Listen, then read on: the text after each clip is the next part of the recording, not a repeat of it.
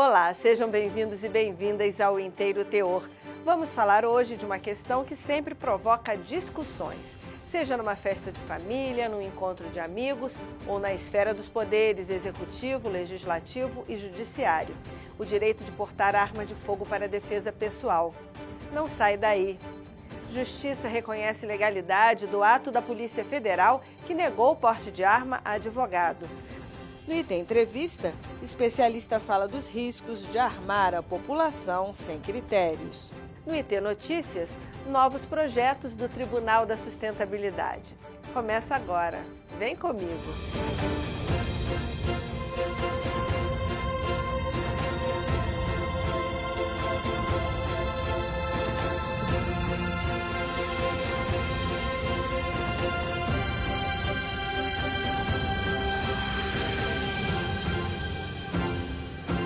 Porte de arma. Afinal, quem pode e em que situações?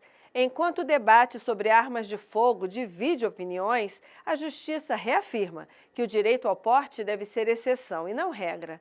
Entre argumentos de defesa pessoal e estatísticas alarmantes, acompanhe na reportagem de William Nascimento o que o TRF da Primeira Região vem decidindo sobre o assunto.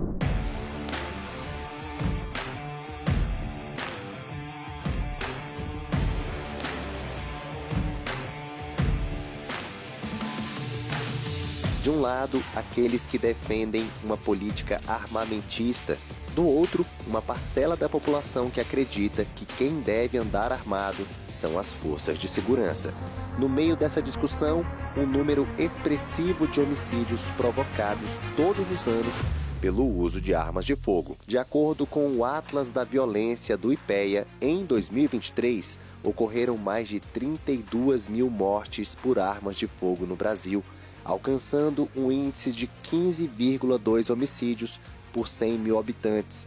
Nos últimos 10 anos, esse número chega perto de 393 mil mortes. Promulgado há 22 anos, o Estatuto do Desarmamento estabeleceu regras rigorosas para o registro, posse, porte e comercialização de armas no Brasil.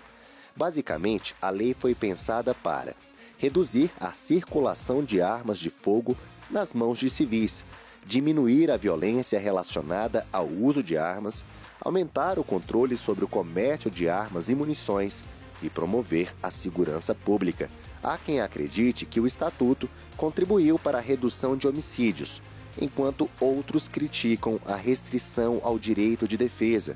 Para o professor da Universidade de Brasília, especialista em segurança pública, Francisco Antônio Coelho Júnior, o problema vai muito além. Os índices e indicadores de violência têm aumentado assustadoramente, eu diria até de maneira descontrolada. O que gera a necessidade e a importância da gente ter uma política pública de segurança efetiva, que também considere maior rigor e maior sistematicidade no controle do acesso à arma.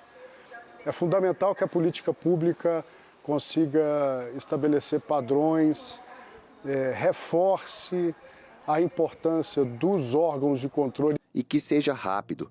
Segundo o Anuário Brasileiro de Segurança Pública divulgado em julho de 2024, o Brasil contava com mais de 4.800.000 armas.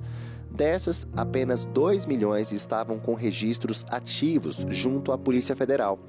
1.700.000 armas tinham registros vencidos e outras 967.000 estavam em posse de colecionadores ou atiradores desportivos, os chamados CACs. É fundamental retirar armas ilegais de pessoas que não têm legitimidade, tanto da política pública, quanto de fato, da real necessidade de usar e retirar essas armas, principalmente da mão de criminoso também, que impacta de maneira forte esse aumento assustador do indicador de violência. Atualmente, o porte de arma é concedido apenas em algumas situações. A pessoa precisa ter mais de 25 anos, ocupação lícita e residência fixa, apresentar certidões negativas de antecedentes criminais, comprovar a capacidade técnica e psicológica e, principalmente, comprovar a efetiva necessidade da arma de fogo. Nesse sentido, a primeira turma do TRF1 negou o recurso de um advogado que solicitava o porte de arma, alegando exercer atividade de risco e sofrer ameaças. O pedido foi indeferido por falta de comprovação da efetiva necessidade e por se tratar de ato discricionário da administração pública.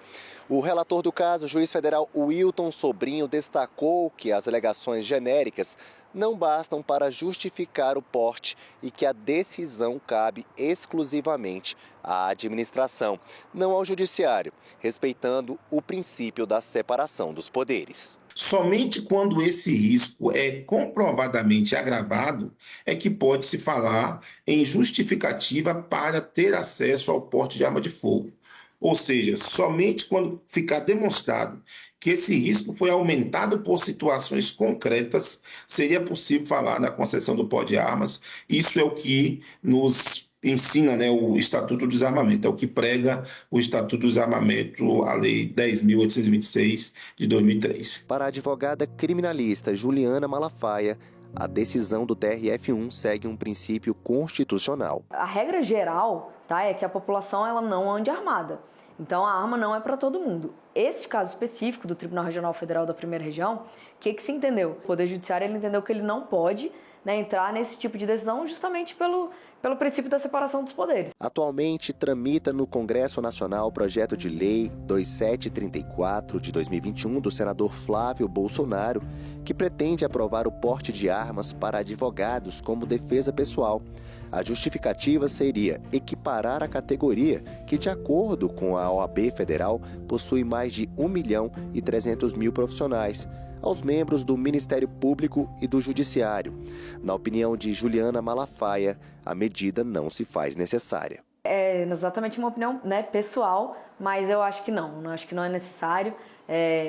Trazendo aqui para o direito, eu entendo que, por exemplo, um advogado da área de fundiária, como é o caso dele, talvez precise mais do que um advogado que trabalha com imóveis, com um advogado que trabalha com família, ou um médico que trabalha numa linha de frente no pronto de socorro, perto de uma favela, talvez precise mais do que um pediatra que atenda no seu próprio consultório no Lago Sul. Então, é muito caso a caso, mas eu entendo que não é para todo mundo. Eu acredito que toda estratégia pública e de política pública, todo projeto de lei, todo tipo de emenda constitucional que vise padronizar o acesso, que vise estabelecer maior rigidez, menos frouxidão no acesso ao porte é sempre bem-vindo.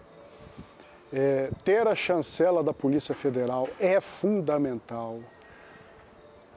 Ter a chancela de equipes de psicólogos da própria Polícia Federal, no que se refere à avaliação psicológica para a posse e o porte de arma, é fundamental também. Então, eu vejo que toda política pública que aumente a efetividade do controle e do acesso é imprescindível.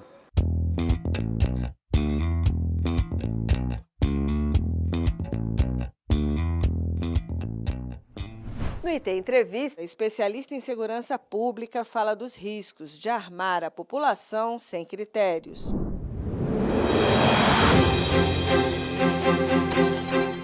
Professor, como vimos na matéria que abriu o programa, a legislação brasileira estabelece regras claras para posse e porte de armas. Mas será que o brasileiro está preparado para andar armado? As pessoas que justificam a necessidade, que passam pelo processo de avaliação da Polícia Federal, que passam pelo monitoramento, pela fiscalização, estão preparadas para usar. O problema é a grande maioria que comercializa ilegalmente, que não tem controle, que muitas das vezes a própria fiscalização não consegue alcançar, e aí propaganda de arma ilegal dissemina a cultura do uso descontrolado de arma ilegal, a força por meio do posse de arma de gente que não tem o preparo. Então, assim, do ponto de vista da política pública estabelecida, vem funcionando bem. É rigorosa, é sistemática, não pode afrouxar os critérios, principalmente de avaliação psicológica. Não é qualquer um que vai ser o comandante de uma aeronave, por exemplo. Não é qualquer um que pode ter a posse de arma. Não é qualquer um que é médico, não é qualquer um que é repórter. Tem perfil, tem critério. E quais seriam os principais riscos quando os critérios não são respeitados? Você aumenta a possibilidade do acesso ao porte legal de arma. É preciso ter um monitoramento de onde estão essas armas, é preciso ter um controle sobre comércio ilegal de armas. O Brasil é uma região, o Brasil é um país fronteiriço.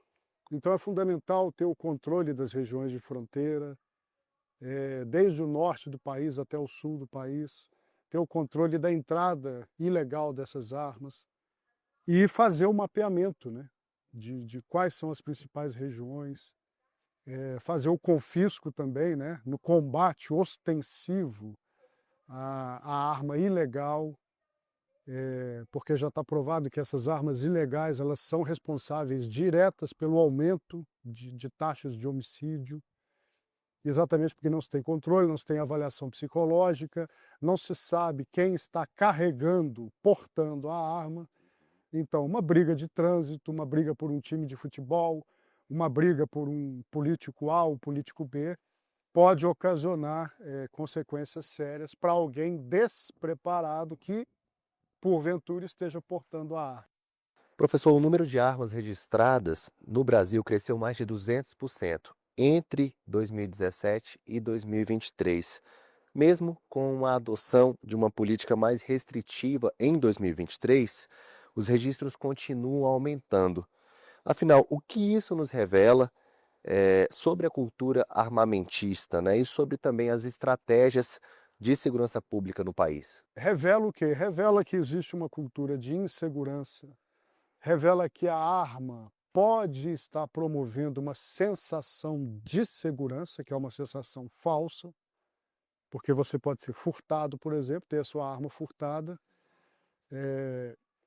Revela a fragilidade de uma cultura de prevenção na segurança pública.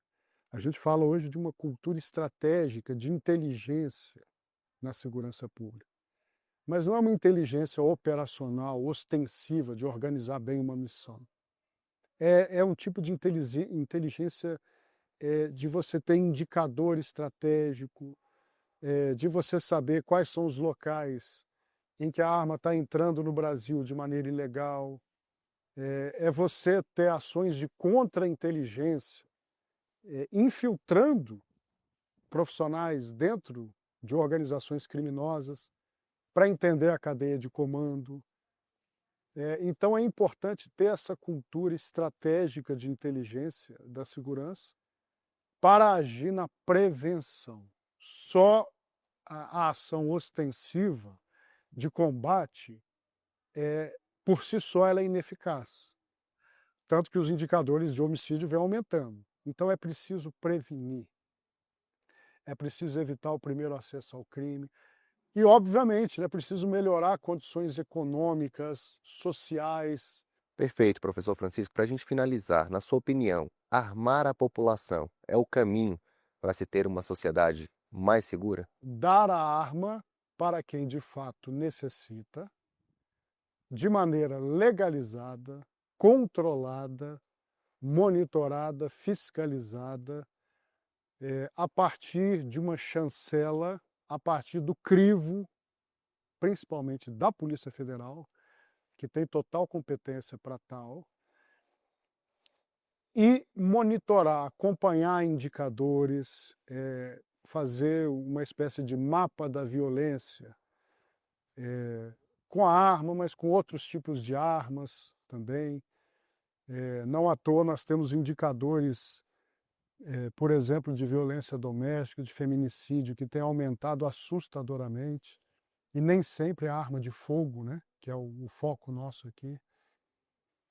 e trabalhar desde a escola, desde a pré-escola, com 3, 4 anos, trabalhar a cultura de tolerância, cultura de prevenção, de evitar o acesso ao crime.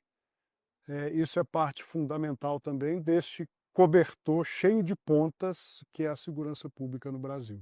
Maravilha, nós conversamos com o professor da Universidade de Brasília, Francisco Coelho, que é especialista em segurança pública. Professor, muito obrigado pela sua participação aqui no IT Entrevista. Maravilha, eu que agradeço e sigo à disposição.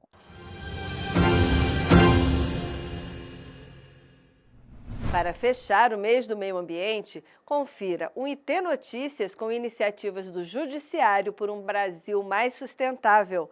É com Fátima Uchoa.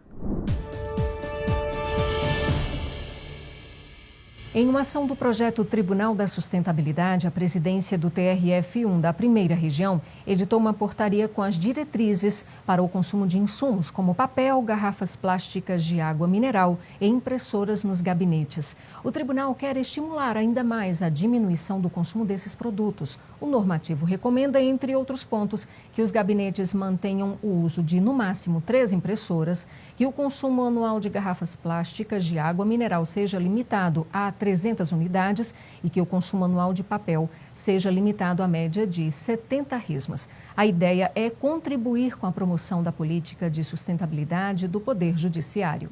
Com o objetivo de aprimorar e garantir a efetiva articulação e uniformização de procedimentos no tratamento de demandas ambientais coletivas, a Corregedoria Regional da Justiça Federal da Primeira Região criou o Núcleo de Apoio Técnico às Ações Ambientais, o NAT Ambiental.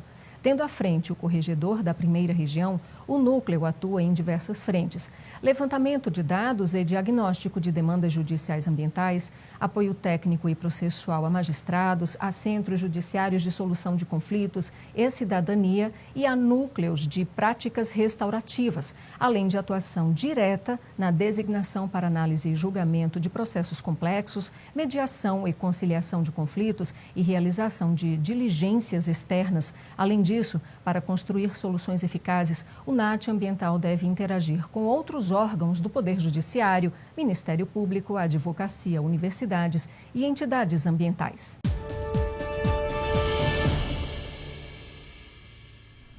A gente se vê aqui na TV na próxima semana. Mas continue ligado com a gente no nosso portal e nas redes sociais. Estamos no Facebook, no YouTube e no Instagram. Tchau!